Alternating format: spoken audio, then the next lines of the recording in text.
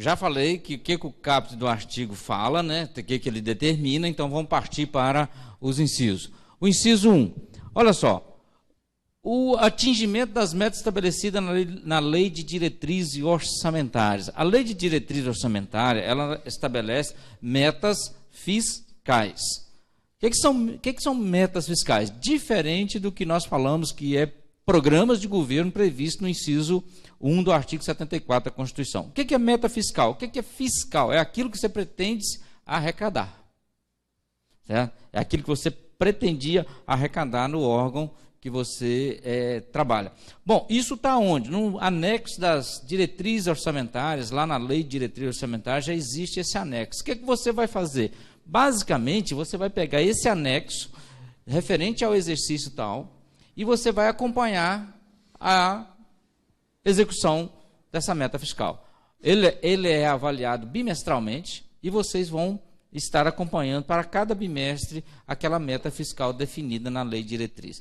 Vocês deverão fazer esse acompanhamento e, até o final do mês de maio, setembro e fevereiro, deve ir à Câmara apontar, ou seja, avaliar o cumprimento dessas metas fiscais. E essa função de ir à Câmara é do chefe do Executivo. Obviamente, ele pode ir acompanhado do controlador e do contador, né, para fazer essa audiência, chamamos de audiência pública. Mas não se pode confundir a audiência pública prevista no parágrafo 4º do artigo 9º com audiência de prestação de contas, né, gente? Pode-se levar outras informações nessas audiências públicas? Óbvio. Mas lembrando que o assunto principal dessa audiência é o cumprimento das metas fiscais. É claro, quando a gente fala em cumprimento de metas fiscais, nós não podemos descartar o chamado risco fiscal, porque cada meta você vai estabelecer uma margem de risco dela não se concretizar, né? Isso também é previsto nos anexos das metas fiscais, que acompanha a lei de diretriz orçamentária. Mais uma vez, está claro que o controle interno deve acompanhar de forma prévia a elaboração dos instrumentos de planejamento previsto lá no artigo 165 da Constituição. Então, a meta fiscal é o acompanhamento daquilo que realmente pretende se arrecadar, correto? Então, está no inciso 1, vocês devem acompanhar isso. Faz parte do relatório de vocês. Aqui vem o inciso 2, limites e condições para a realização de operações de crédito e inscrição em resta a pagar. Vamos falar de limites e condições para inscrição em resta a pagar. Nós estamos no último ano de um mandato. A lei 101 ela é muito clara, né? Nos últimos 2 quadrimestres, ou seja, nos últimos 8 meses do governo, não pode ser contraída nenhuma despesa que não possa ser paga dentro do exercício ou que fique disponibilidade financeira para o exercício seguinte. Só que um detalhe, isso é muito genérico. Nós precisamos trazer isso já de uma forma bem analítica. Como que se faz isso? Por fonte de receita. Não se existe mais inscrição de resta a pagar levada em consideração a existência de saldo. Nós entendíamos que era assim, recursos livres e recursos vinculados. Simplesmente isso. Hoje não. O recurso, a análise de condições e limites para inscrição de resta a pagar, ela é feita por fonte de recurso. Lembrando que a fonte de recurso ordinário, que é uma fonte de recurso universal, ou seja, ela pode ser utilizada para pagar qualquer despesa, então se essa fonte de recurso ela tem um saldo elevado, se outra vinculada tiver um saldo deficitário, pode ser utilizado aquele saldo para complementar lá. Mas não pode o inverso, né? Isso é claro. Então, o que se deve fazer? 2 coisas na cabeça. Qual é a condição?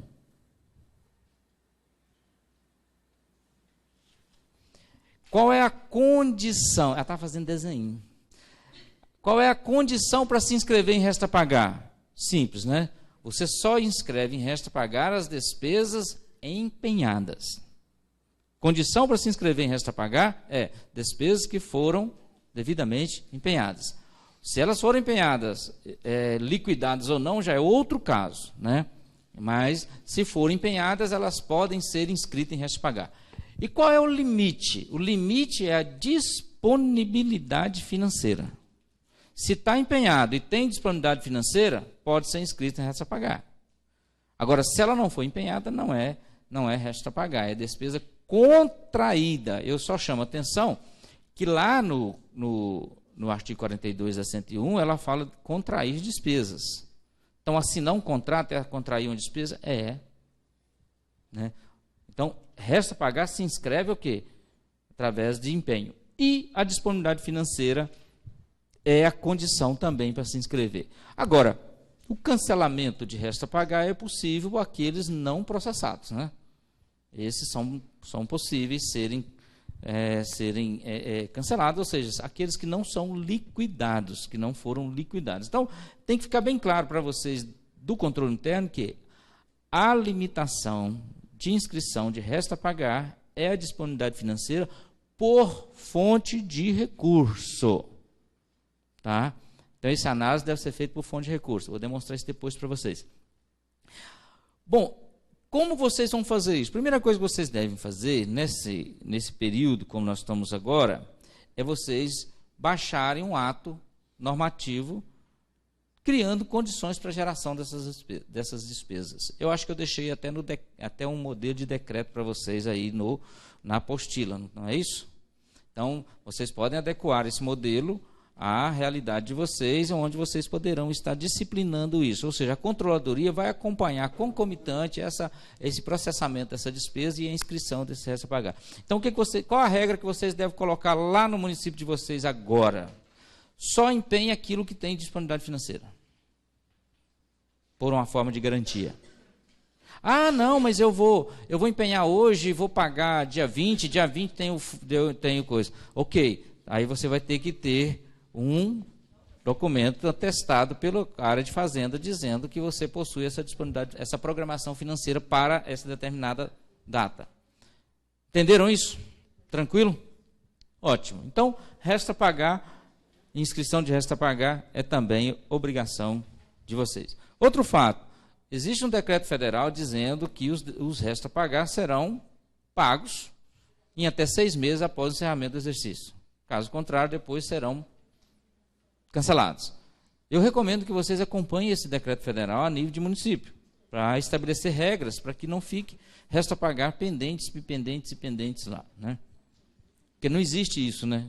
A verdade é o seguinte, se é resta pagar, é uma despesa, é uma obrigação, e ela tem que ser concluída.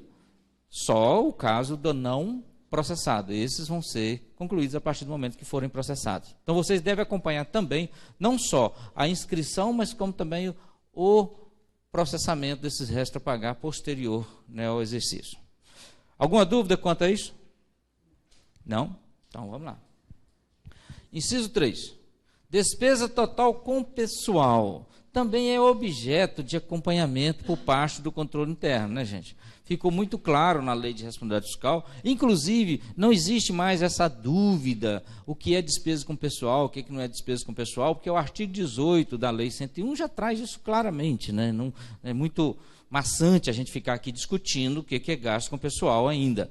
Mas existem as limitações, são os limites de alerta e o limite prudencial. Esses limites de alertas e os limites prudenciais previstos na Lei Complementar 101 é obrigação do acompanhamento mensal do controle interno.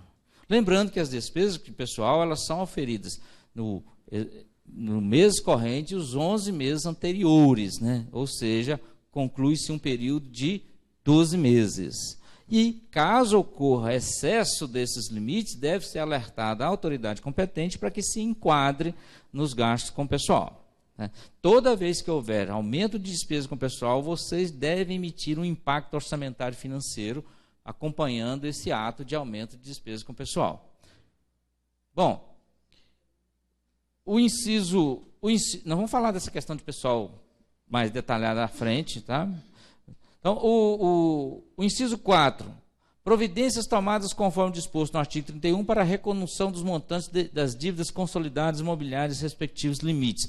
Claro, essas limitações elas são bem claras, né, na legislação, vocês devem acompanhar também. Acredito que vocês não têm muito problema com isso, porque os municípios não estão contraindo esse tipo de de dívidas, né?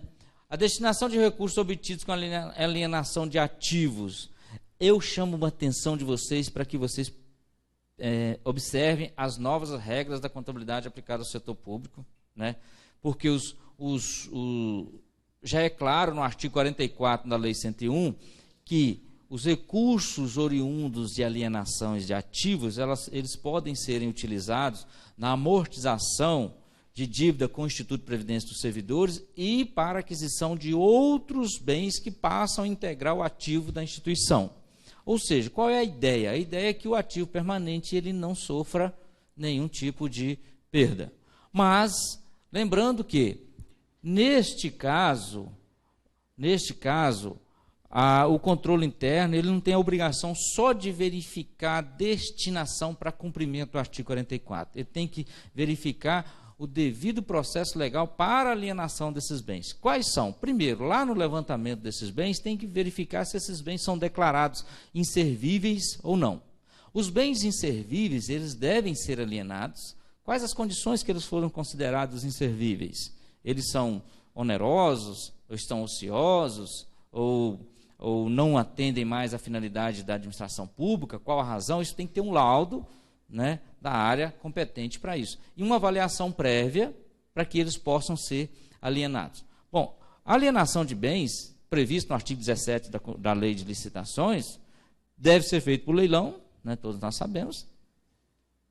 E esse leilão ele deve ser conduzido por leiloeiro oficial ou servidor designado para essa finalidade, né, mediante aquele processo todo de licitação, etc., publicação, prazo e assim por diante. E, neste caso, vocês devem estar atentos aos bens vinculados. O que são bens vinculados? São aqueles bens que foram adquiridos com recursos de convênios ou com recursos destinados à aplicação no ensino e na saúde. Esses recursos são vinculados, então vocês devem utilizar esses bens também para aquela área que eles foram vinculados. Vou dar um exemplo simples aqui.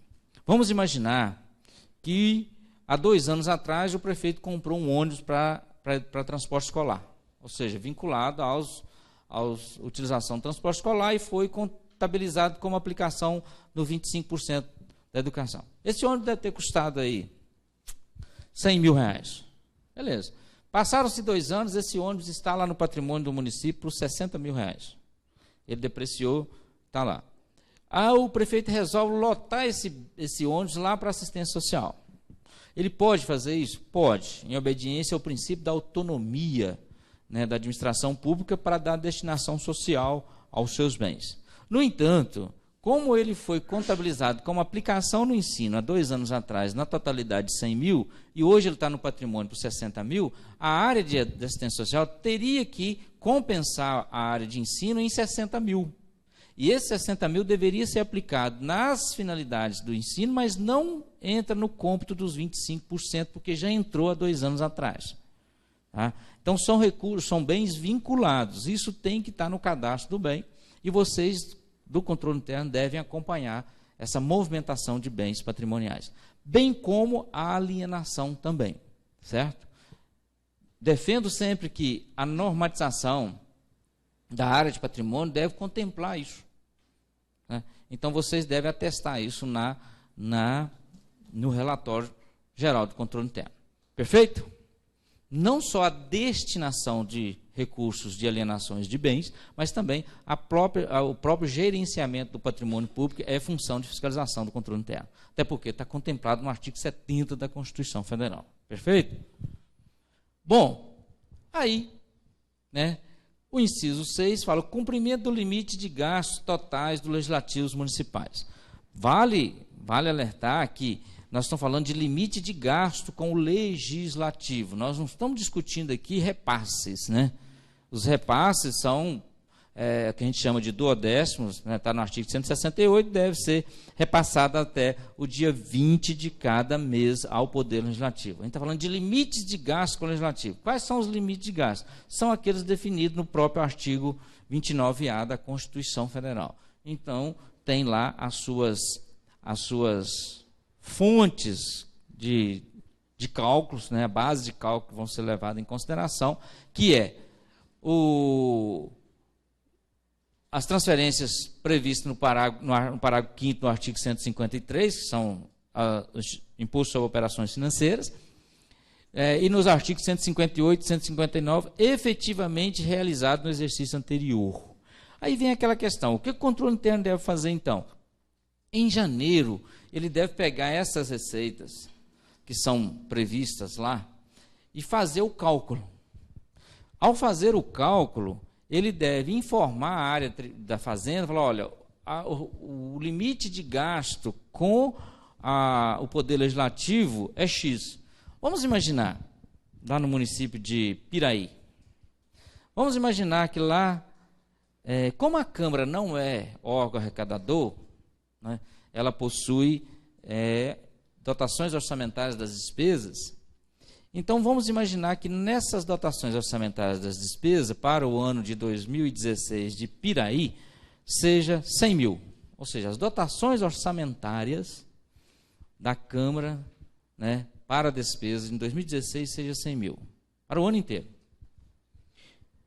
E os limites de gasto com o Legislativo na apuração chegou a 120 mil. Ou seja, o limite de gasto com o Legislativo é superior às dotações orçamentárias da despesa. Qual o posicionamento do controle interno? Ele vai determinar que seja repassado baseado no 100 mil ou baseado no 120 mil?